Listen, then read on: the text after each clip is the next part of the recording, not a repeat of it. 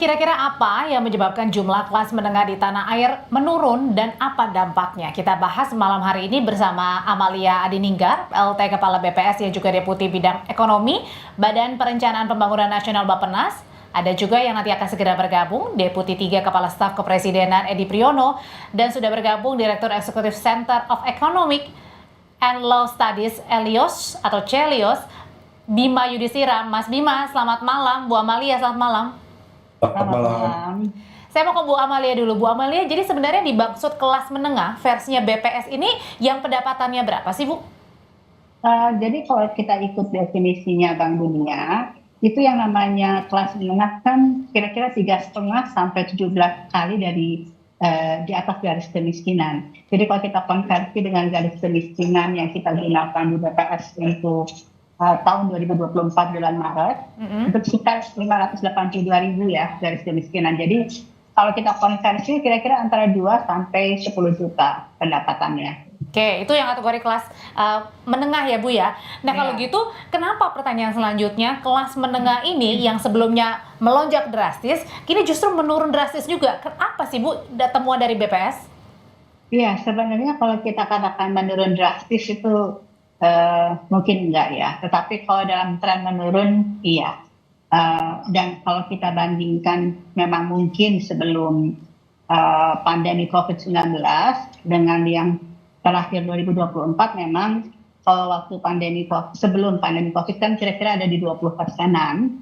Nah, sekarang tahun 2024 kan sekitar 47,8 juta yang ada di kelas menengah itu saya kira 17-18% lah kira-kira seperti itu. Nah tentunya ini pasti dan ada korelasinya dengan bagaimana ada perpindahan tenaga kerja dari sektor industri ke sektor lain yang di informal biasanya, yaitu ke sektor pertanian dan sektor perdagangan. Nah ini memang fenomena ini terjadi sejak terjadi pandemi COVID-19. Nah, kalau jadi sekali lagi mungkin kalau menurun drastis tidak, tetapi dalam tren menurun memang ada.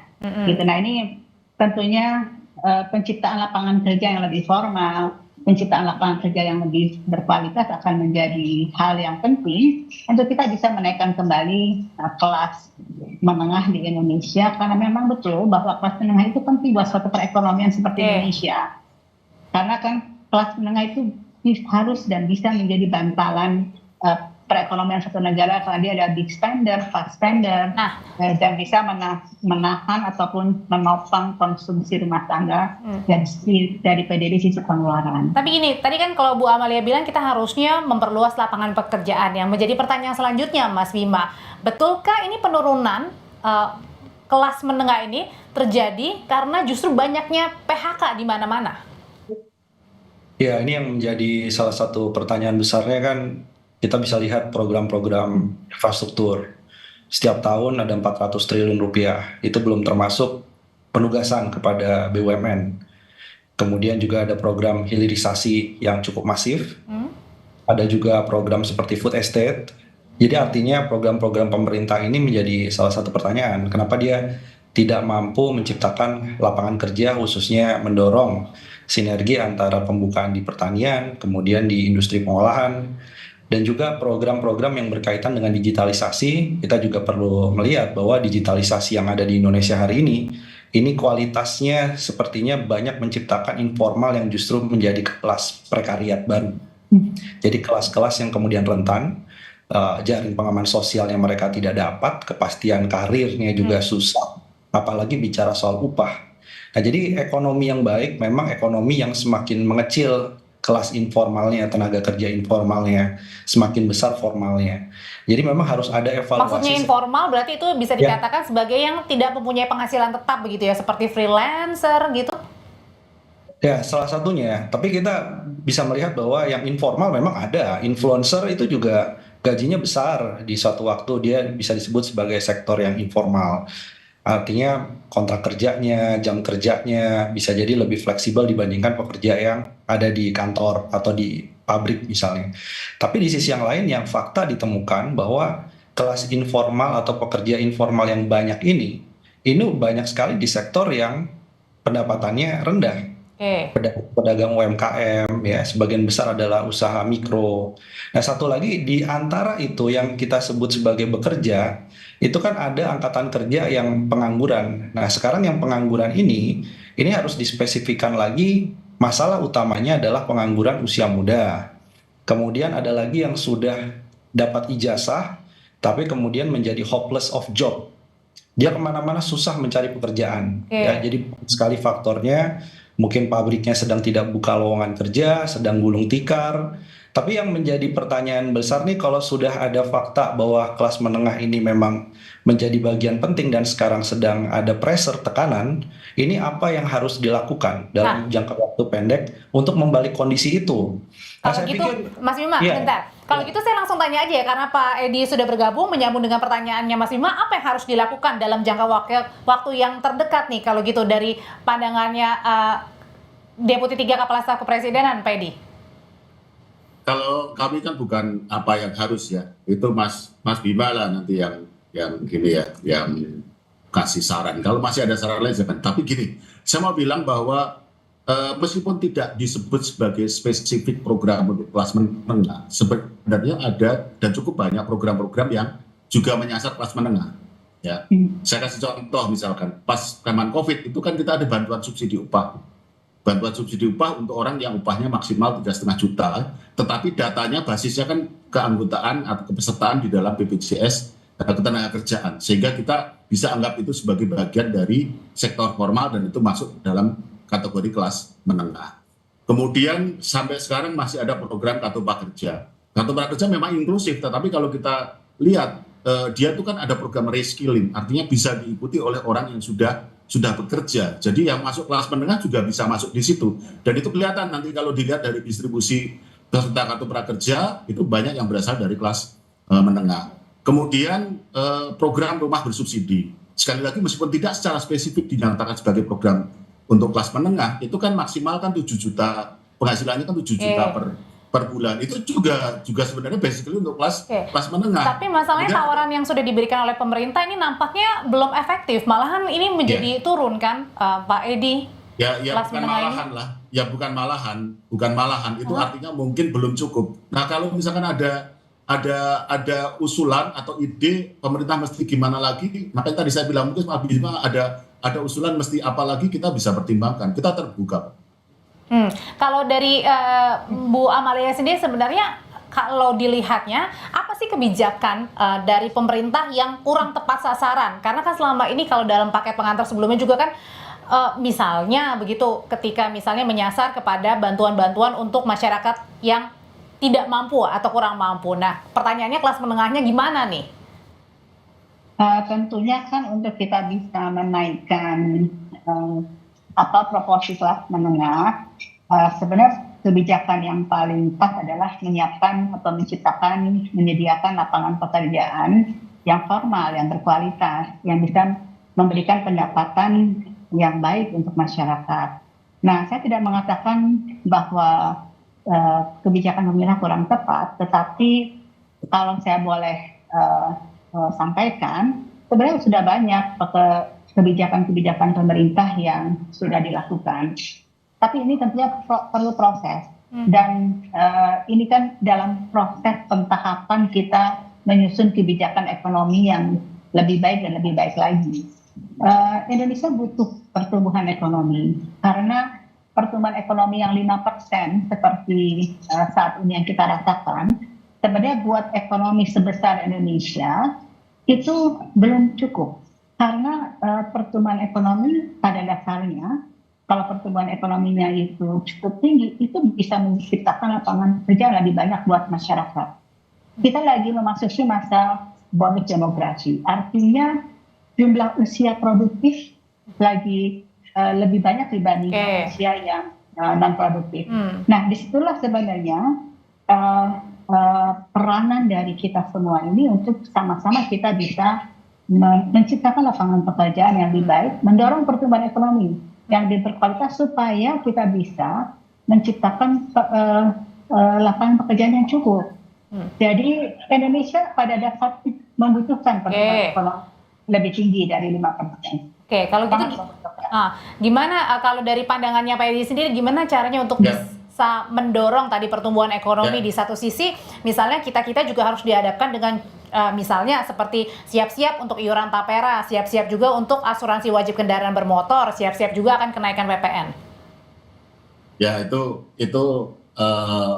itu lain lagi ya. Saya pengen yang tadi disampaikan Bu Amalia, Bu Winnie ya. Setuju ya. Jadi sebenarnya cara yang paling ideal itu adalah lewat pasar kerja. Dalam arti harus tercipta lapangan pekerjaan. Nah, apa yang dilakukan pemerintah? Terlepas dari berbagai kontroversi perdebatan yang ada, itulah sebenarnya salah satu tujuan dari Undang-Undang Cipta Kerja. Karena apa? Karena lapangan pekerjaan formal ini kan munculnya dari mana? Dari investasi. Ada perdebatan gitu loh. Beberapa pengamat itu mengatakan bahwa investasi kita tidak kurang. Yang penting adalah kualitasnya. Oke, setuju. Kita tingkatkan kualitas investasi sehingga kemudian banyak menciptakan lapangan kerja yang layak. Itu oke. Tetapi pemerintah kan bekerja di domain yang ada di dalam kendali pemerintah, yaitu katakanlah regulasi. Sebenarnya kalau teman-teman mau lihat ya, Undang-Undang Cipta Kerja itu tujuannya itu untuk menciptakan lapangan pekerjaan formal, lapangan pekerjaan yang layak gitu. Karena kalau pemerintah kan tidak bisa kemudian membangun pabrik, menciptakan lapangan pekerjaan secara langsung.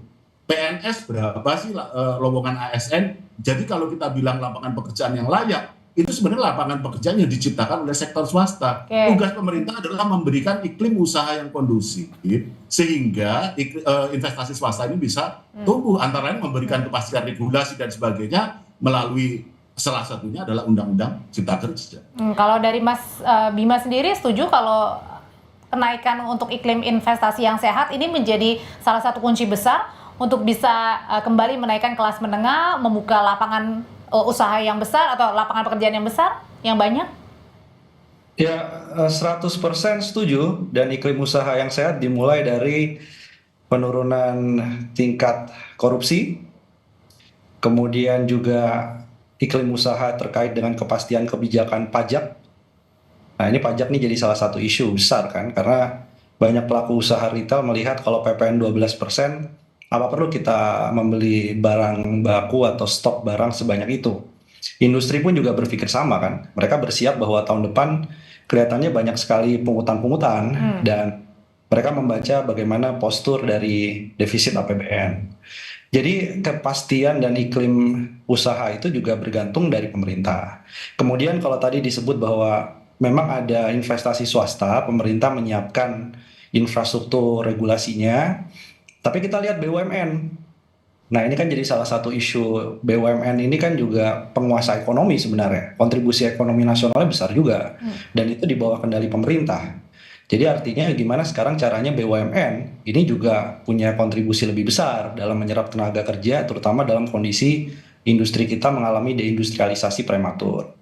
Nah, jadi banyak sekali memang yang harus disiapkan, tapi maksudnya begini, kita harus lihat mana yang faktor secara fundamental, mana yang bisa dikerjakan cepat, bahkan sebelum Pak Jokowi berganti menjadi Pak Prabowo. Kalau sarannya dari Mas Bima sendiri apa nih? Apa yang bisa dikerjakan cepat sampai dengan nanti Pak Jokowi berakhir masa pemerintahannya?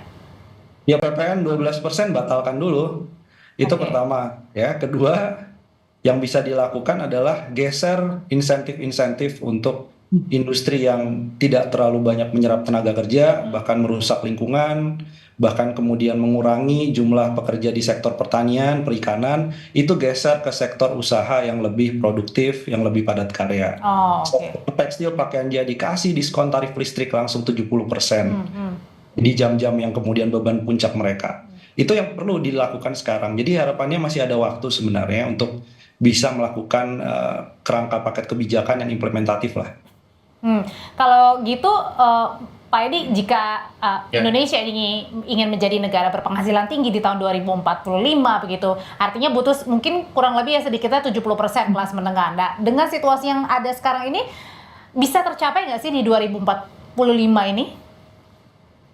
Kalau kita ngomong 2045 nanti, ya kalau kita dari pemerintah ya optimis tercapai, tapi itu kan nanti dibilang klise kan, kejauhan lah gitu. Saya mending tadi nanggapin yang Mas Bima sampaikan tadi itu. Katakanlah sebenarnya kita itu sudah memberikan perhatian yang besar ya terhadap industri padat karya, khususnya tekstil, produk tekstil ya. Karena itu padat karya dan banyak terjadi PHK dan sebagainya. Sudah ada rapat kabinet, sudah disetujui untuk adanya biaya masuk safeguard, karena itu menyerap tenaga kerja yang besar. Tapi memang nanti tadi kan Mas Bima ada usulan untuk katakanlah batalin yang PPN jadi 20%. Undang-undangnya sampai sekarang masih menyatakan seperti itu, tapi itu juga saya pikir masukan yang cukup berharga. Juga tadi diskon listrik dan sebagainya, itu juga saya pikir masukan yang cukup baik. Tapi pemerintah bukan diam aja kok, karena biaya masuk safeguard itu sudah dibahas, dan saya mendengar kemarin dalam waktu dekat akan diberlakukan. Jadi nanti akan ada tarif untuk produk impor yang dari luar, untuk kemudian mencoba untuk melindungi industri tekstil produksi dalam negeri. Sebenarnya kita juga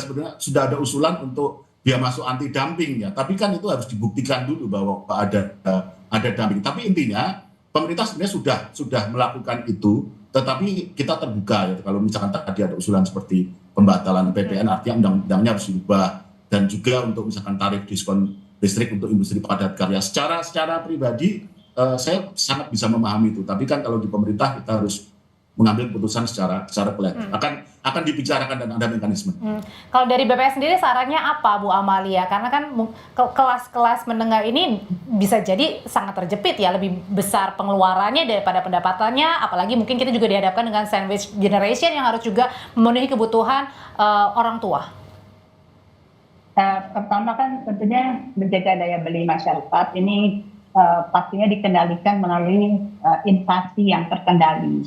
Jadi inflasi jangan dibiarkan naik, tapi dikendalikan dalam rentang sesuai dengan sasaran inflasi. Itu yang pertama, jadi menjaga daya beli masyarakat. Kemudian yang kedua, tentunya kita perlu memberikan iklim investasi yang kondusif supaya sektor-sektor real bisa bergerak, terutama sektor yang bisa menyerap lapangan pekerjaan. Dan yang terakhir tentunya adalah industrialisasi. Industrialisasi ini penting buat Indonesia karena kalau kita lihat dari data pertumbuhan ekonomi yang baru saja dikeluarkan oleh BPS, kan sektor industri mengalami perlambatan pertumbuhan. Baik. Nah, saya pikir industrialisasi menjadi penting untuk bisa kita menciptakan lapangan pekerjaan yang lebih formal, dan juga lapangan pekerjaan yang bisa memberikan income yang lebih baik buat masyarakat kita. Supaya tidak semakin menurun ya untuk kelas menengahnya, dan juga tadi dari pemerintah juga harus kemudian mengevaluasi kebijakan-kebijakan yang tidak merugikan kelas menengah. Terima kasih Bu Amalia, Pak Edi terima kasih, Mas Bima terima kasih. Selamat malam.